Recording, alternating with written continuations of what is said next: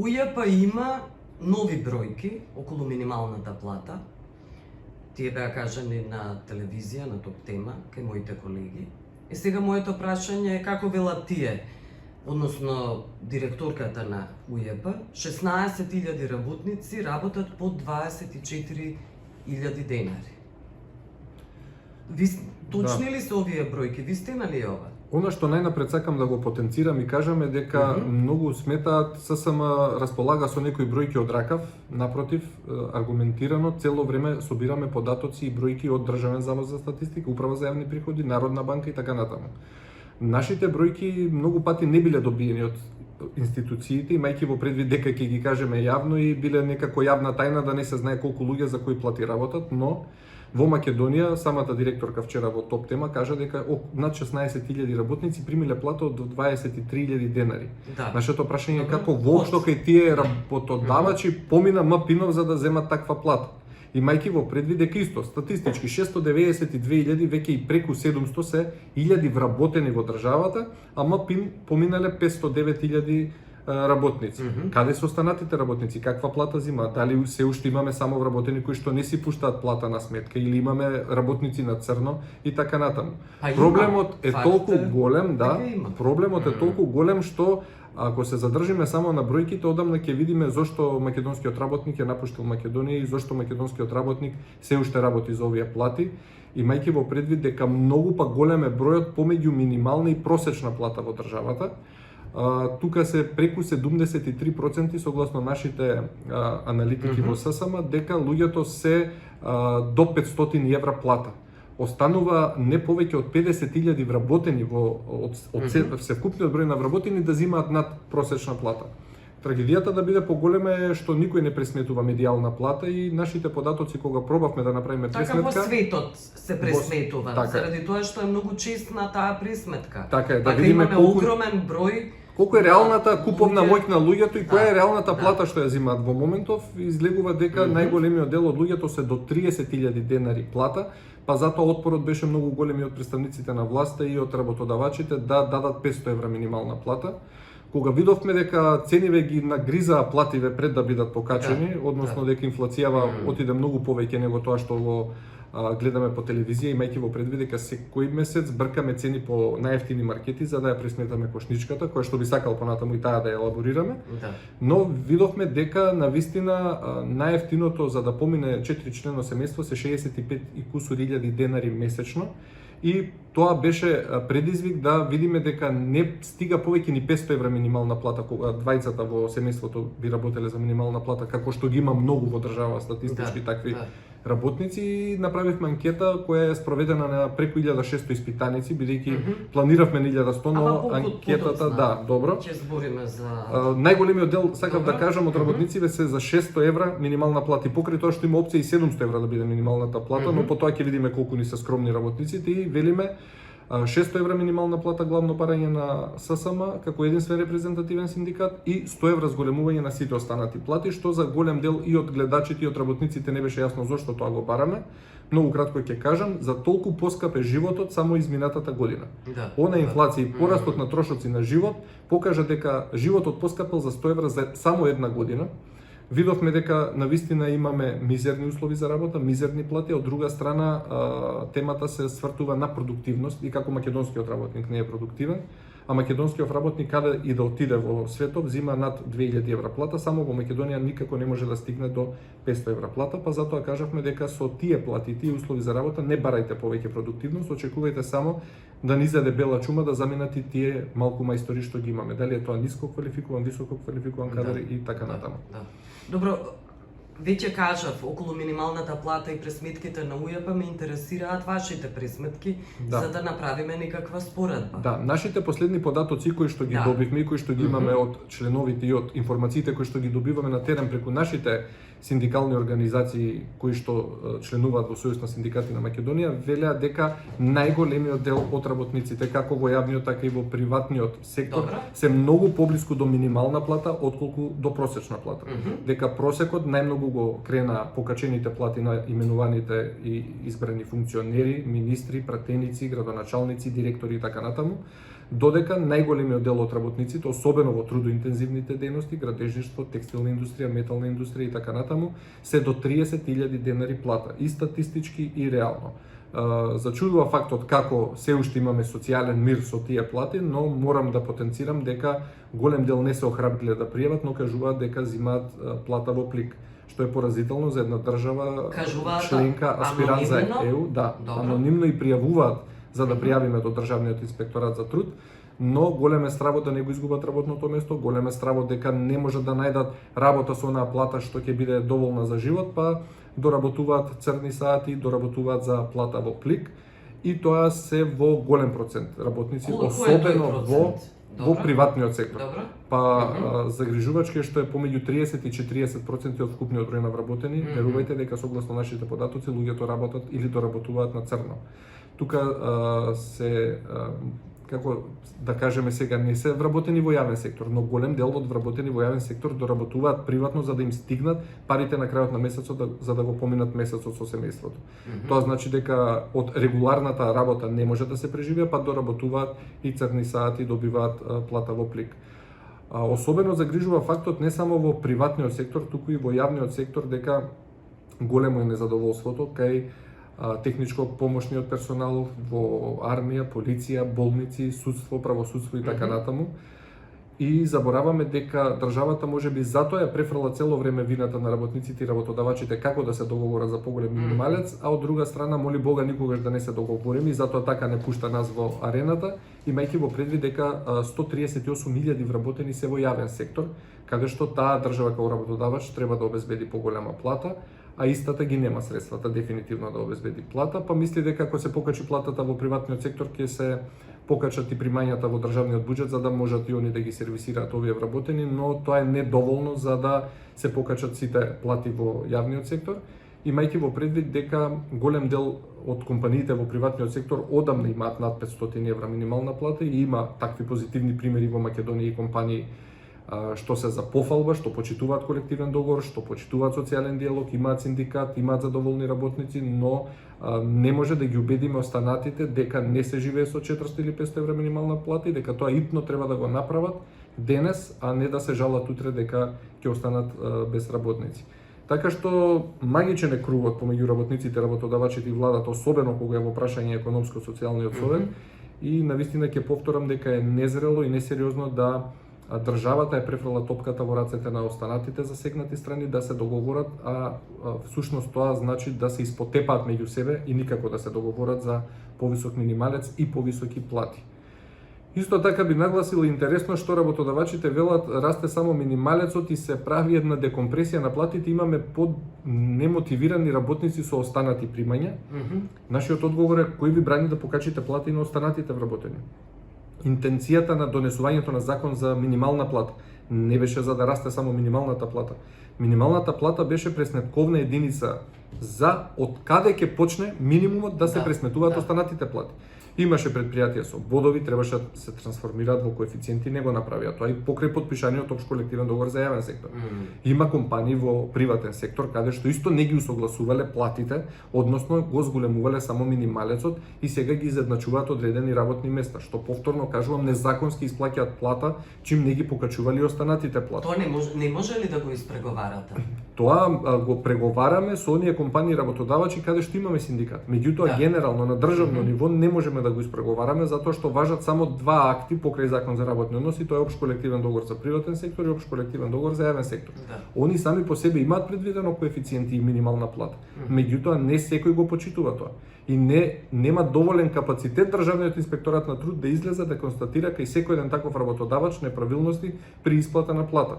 Верувајте дека плата се дава од рака во држава. Кој како стигне дава плата со одлука или со нешто. Па засега работниците морам да бидам малку и критичен кон нив дека се многу посилни на социјалните мрежи и на телевизија отколку на терен. Сметам дека веќе малку е точката на вриење на повисоко ниво и дека ќе имаме навистина голем работнички протест кој што го планираме до крајот на месецов и дека се освестуваат повеќе работнициве и тие што им се добри работните услови и платите да излезат солидарно на улица со останатите што се на минимална плата, но најголем дел од работници очекуваме оние што се буквално на минималец и оние што се до 500 евра примања, видовме дека тие примања не обезбедуваат никаков живот, а камоли достоинствен живот. Така што, освен борба на улица за поголеми плати, во таа арена помеѓу работници да работодавачи и власт, не можеме да бидеме погласни од нив и нашите два прста да вредат повеќе од нивните 4, имајќи во предвид дека и од другите братски синдикати немаме некоја поддршка да излеземе заедно во борбата за поголеми плати и подостоинствени услови. Која е причината што немате поддршка? Политичката култура во Македонија? Слободно ќе со децени, кажам, само да завршам, со децени е покорна.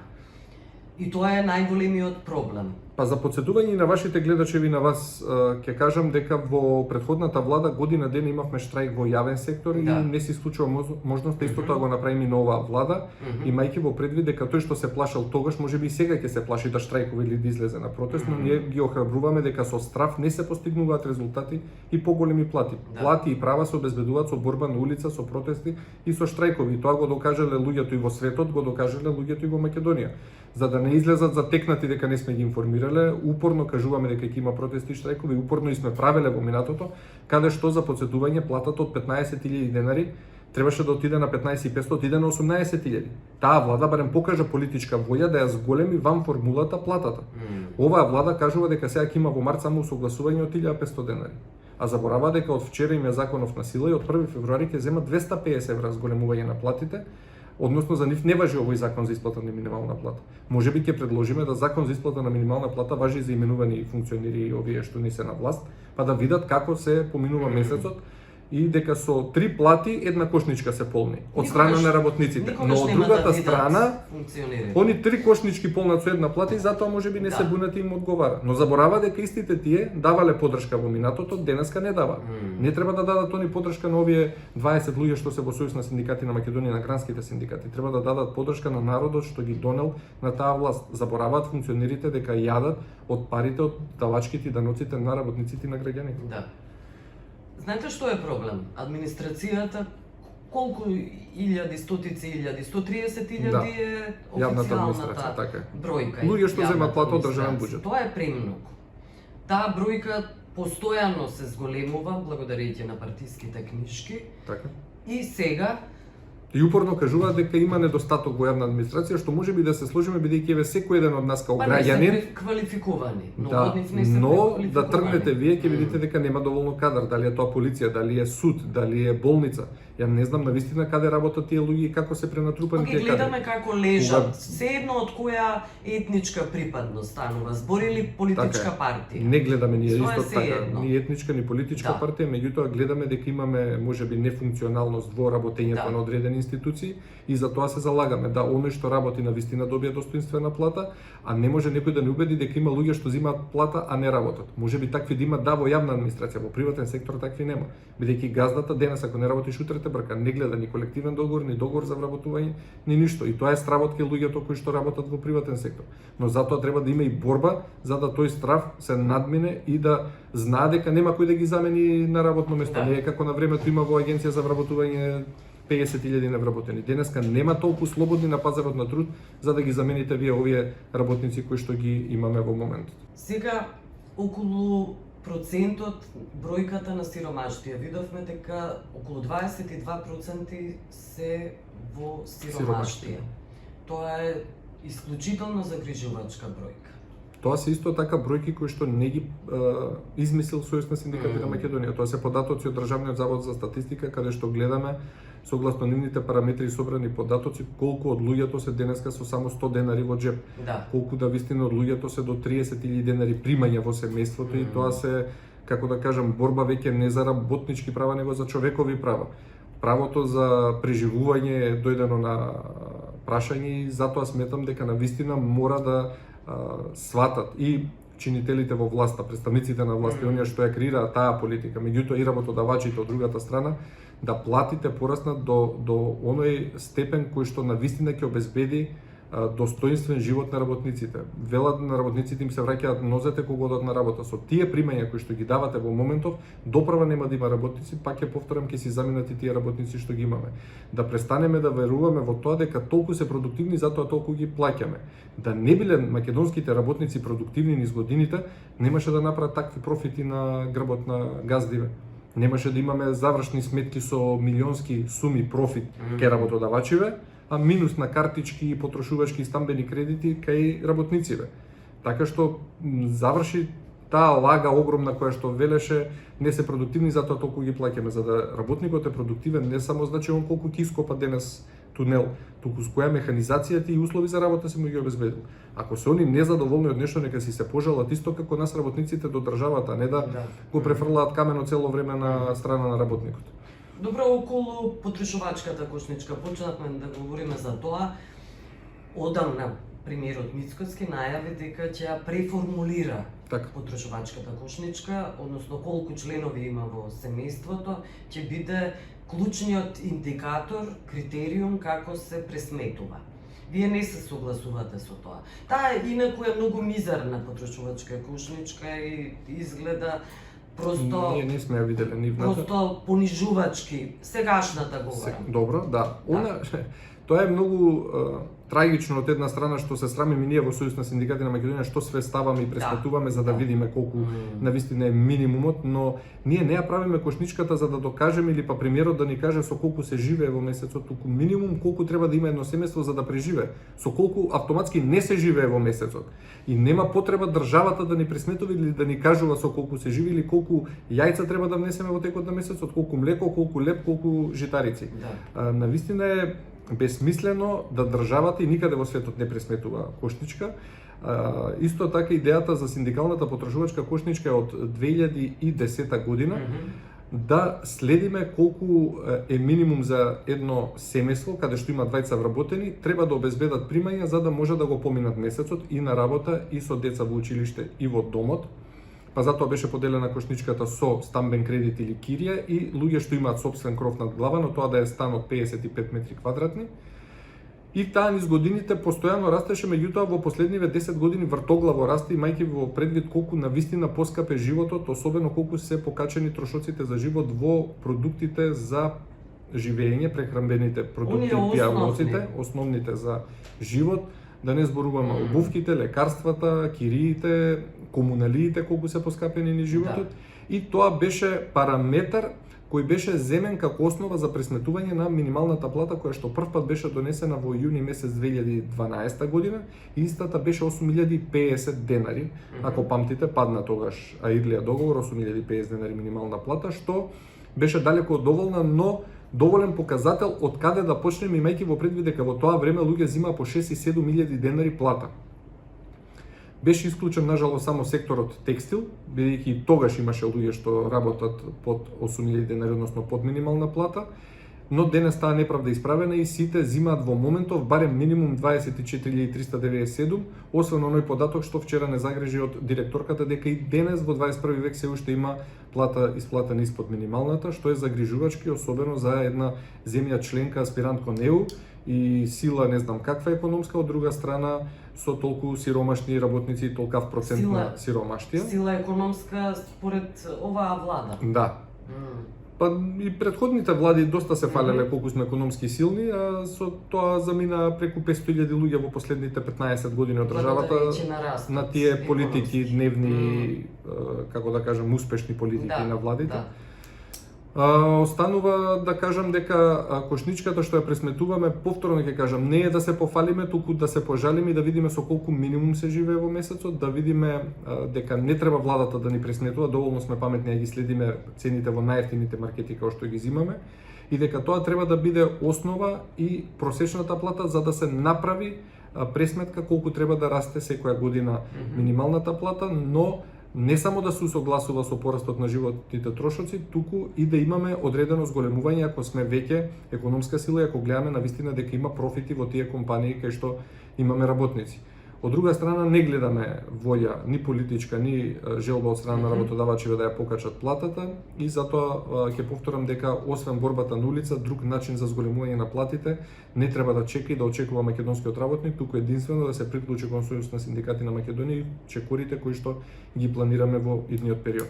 Тоа се протести на улица, тоа се блокирање раскрсници, тоа се штрајкови како во јавен така и во приватен сектор, онолку колку што ќе изразат желба самите вработени. Потенцирам дека доколку некој мисли убаво се живи и нема потреба да дава поддршка на овие протести и штрајкови, слободно нека работи за овие плати, за овие мизерни услови и нека не се жали понатаму во животот. Добро, околу потрошувачката кошничка, премиерот Мицковски говореше дека некои од продуктите се луксус. Да. И тоа е дел од она понижувачка политика која ја трпи македонскиот работник и македонците генерално, македонските граѓани, кога велам македонците. Граѓаните во Македонија. Граѓаните во Македонија така е, секојдневно ние од сите етнички заедници имаме поплаки, немаме повеќе дека некој добро живее, некој лошо во држава, едноставно секој работник лошо живее некако во државата. Со честни исклучоци пак ќе кажам на одредени компании, меѓутоа тоа во проценти е многу малку од севкупната слика и од севкупниот број на работници кои што го имаме како во јавен така и во приватен сектор. Повторно ќе нагласам дека кошничката ги има основните продукти. Имаше пример колку би чинело одредено нешто во текот на годината, па бевме погрешно сватени во јануари кога се фатија за грози и цреши, но тоа е ставено сезонско овошје и е земена цената кога го јадеме во лето. Не значи дека во кошничката има цреши и грози предвидено во зима, па да премиерот и останати представници на власт критикуваат и кажуваат како има луксузни добра. Ако е луксузно добро, едно само ќе земам од кошничката, годишен одмор за 4-члено семејство, бунгало во Мрдаја дојран 7 дена 10.000 денари, слободно нека дојат, нека не побијат да кажат да луксус. Повеќе од бедна е кошничката, повторно поновувам, затоа што се земени минимумите со кои треба да се преживее месецот. И ако некој обезбедил како ССМ регрес за годишен одмор, ферски е тоа семејство да отиде на годишен одмор со тој регрес, со некој денар што може да го заштеди во текот на месецот, да ги извади неговите од дома. Невозможно е да се заштеди. Не протежиравме ние агенции, халкидики, не знам каде на одмор, него рековме 7 дена домашен туризам да развиеме, еве во еден дојран кој што е најевтин и кошташе 10.000 денари. Ако е тоа луксус, ворете. Нема да одиме никаде на одмор ние, меѓутоа да видиме дека нема да одат никаде ни функционерите. Тоа не е вистина. Тие прво нивната потрошувачка кошничка ја гледаме според набавките за потребите во владата. За потребите во владата. Потоа го гледаме на зголемувањето на нивните плати 73%. Не можете никогаш да ги споредувате. Нити па може да ги стигнеме, нити па ние во таа борба што ја водиме треба да сме сватени дека се бориме за власт. Така сме сваќани и во претходната влада и во оваа дека ние имаме чувство дека кога говориме вака јавно и гласно пред нив, дека они имаат чувство дека ние се бориме да им ги земеме нивните фотели. Не другари, ние сме представници на работниците, сме биле во Сојуз на синдикати на Македонија и ќе останеме како превентива, како орган, како институција која што треба да превенира, да ви кажува како не треба. Бидејќи забегавте во бројките кои што се од една страна на масава, наспроти бројките кои што ги земаат работниците од другата страна на масата, а реално од нивниот труд и од нивните пари се раните вие. Тоа е многу нефер и треба еднаш за секогаш мислам да се промени во Македонија, ако сакаме навистина да ги зачуваме младите, да ги зачуваме работните места, да вложуваме во домашна економија, да не бегам од темата, но најголем дел еве ќе земам секторот градежништво што лично го представувам. 100% од парите кои што се вложени во градежништвото за градење на инфраструктура во државата се во странски компании. Зошто да не се во домашни компании? Зошто да не бидат нашите домашни компании повторно над 1000 вработени и ако се покажале како такви во минатото дека градели други држави, сигурно можат да ја поправат и денешната инфраструктура во Македонија и нив да остане делот од колачот, да можат да ги мотивираат вработените, да ги платат подобри и да вработат уште повеќе работници. Добро, ви благодарам за овој разговор. Благодариме на можноста.